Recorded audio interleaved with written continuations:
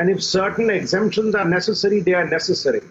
If it is good enough or if it is not good enough is another matter. In fact, last time also, I remember the NGT tried interceding in the matter, and the Supreme Court had then directed that the odd and even scheme be implemented. It is better to have some scheme than to have no scheme at all. And the other thing which the government now has to consider, and I think all of us Indians have to get ready for this, that if we drive our city to the point which we had reached a few days back, we have to shut down for 48 hours. Schools, colleges, all institutions which do not have any emergency work, offices, all have to shut down. If they have to work, they can work electronically or whatever. We people have to realize, yes, it's an inconvenience. Yes, there will be a loss of business. But ultimately, we have to do what we have to do. I mean, the first priority of every person is to breathe. And if you cannot breathe, then it's meaningless. So nothing should be more important than addressing the problem of air. Mr. Salve, I'm going to come to that point in a bit, but before that, just one more question on the odd and even implementation. So essentially, you are not in agreement with what the NGT has said, that you should implement this without these exemptions that the Delhi government wanted. These are things which you need to sit down and thrash out rather than thrashing out rather than lashing out may be a better idea. You have to sit with the government and find out. Yes, they have been remiss in their duties. I must say, Delhi government had made a lot of promises. They claim that their files are floundering with the Lieutenant Governor. I don't know what is true. The point is there has been a lot of slippage, and if they had a problem, they should have moved the Supreme Court for orders. Be that as it may, I think we need to sit with the Delhi government, find out what best can be done and implement it. If the NGT feels it should be implemented without exemptions, the government should agree to implement it without exemptions. Let's not make this adversarial. I mean, right now we need relief, and we need relief desperately. So what is the degree of problem which is going to be created with the odd and even scheme, whether single women should be exempted, should not be exempted, are all matters to consider. I mean, if single women are going to work in certain circumstances, if you're a nurse in a hospital and you're driving to work, if you're a doctor in a hospital, if you're prevented from going, may create a bigger health crisis. So the bigger effort should be to try shutting down establishments. Request offices, please close down for 48 hours. Work on the internet, work on video conferencing. Try and persuade people not to come to office rather than to say that single women will not be given an exemption. So you limit single women to only those who must go, and there has to be, all of you must join in the effort of creating an awareness. I mean, ladies who want to go out for lunch on an afternoon, don't go out for lunch. Please stay at home. Don't use your car. Please step out of your house if you need to, desperately need to. Otherwise, don't step out of your house. So if all of us, see, trouble is, pollution is somebody else's problem. Somebody else must do something about it. This mindset, our mindset has to change. Right. But, sir, it seems like as far as the Delhi government is concerned, they've been not doing enough. At least that's the feeling, because even Mirror Now, our reporters went on ground to check on things like whether construction, which is banned, was still happening. And we found that whether it's the landfill fires, construction, all of that is still happening despite the bans put in place, despite the NGT saying fine the people who are flouting these rules. All of that itself is not being implemented. See, I feel it's the Delhi police which has to swing into action, and you have to go and shut places down possibly. And if anybody interferes with that, they are interfering with an official carrying out his public duty, and he has to be arrested. So that's how we have to work this ban on construction. I think the civilian government will not be able to shut it down. Unfortunately, we Indians have become, I'm sorry to use strong words, a shameless people.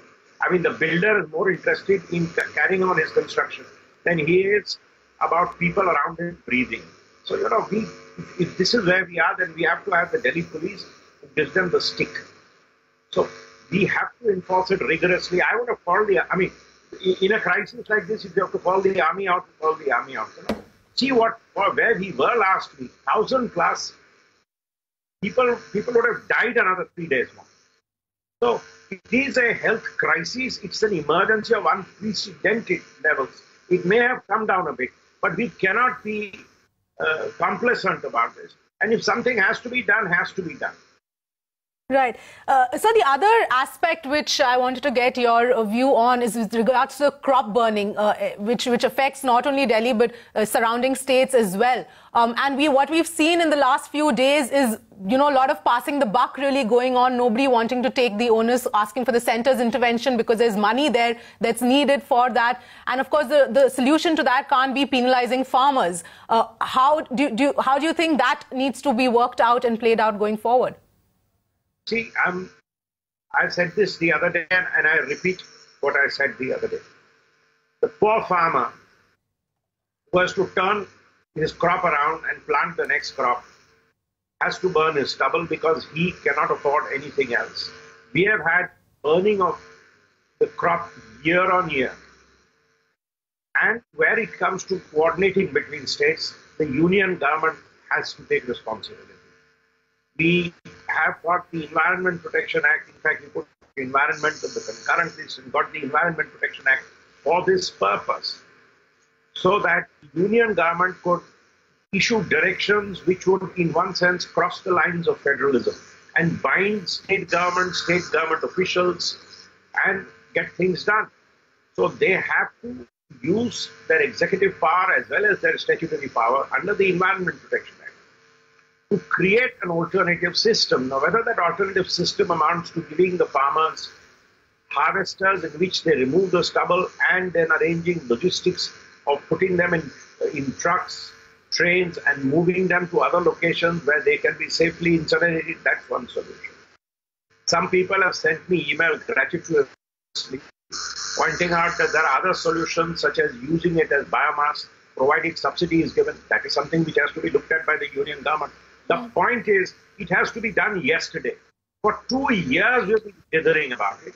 When the idea of a federal government is when the states are talking in disparate voices, somebody in Delhi has to call the two chief secretaries. This is going to work it out. And if they don't agree, pass an order under the Environment Protection Act. But the order has to be practical. You cannot starve the poor farmer. At the same time, you cannot allow crop burning. Right. And, the Supreme Court has also stepped in talking about figuring out long-term solutions. Isn't it unfortunate that the Supreme Court has had to step in to find solutions for something that the government should actually be doing? Well, it's a deja vu as far as I'm concerned. If you remember when CNG was brought in, there was a consensus by everybody. The Buralal committee gave a report saying we must have CNG as the fuel in Delhi. Everybody said yes, give us 2 years time to switch over. When the time came to switch over in the year 2000, Delhi government had done nothing. They went up in arms. The then chief minister went up in arms. Supreme Court had to come down very hard. That's when they implemented. So this has been the story in India. We had the graded action plan. We applied in Supreme Court for directions. The union government, which had sat and agreed to everything in the graded action plan, filed a very strange affidavit. And I wish some people in the media would just send for that affidavit of Ministry of Environment and read it on your channel. The government of India started challenging the findings of the Calcutta Cancer Institute. They started saying, don't look at international data to see what damage is being caused to health. I mean, if you read that, you would think, yeah, India has a bit of a pollution problem. It's not that serious. And already they have started arguing in favor of the auto industry, saying even when we bring in the Euro 6 in 2019, Supreme Court created confusion last time. Don't create confusion. Have the manufacturing cutoff date of 19, which means the actual implementation date is pushed by 2 years. Now, this is how the union government is also carrying on. So, when you say, why is that for the Supreme Court to interfere? My answer is for the last, I think, 20 years, it is the Supreme Court which has been interfering every time, and measures have been taken. And after the measures are taken, everybody says, oh, what a nice thing we have done.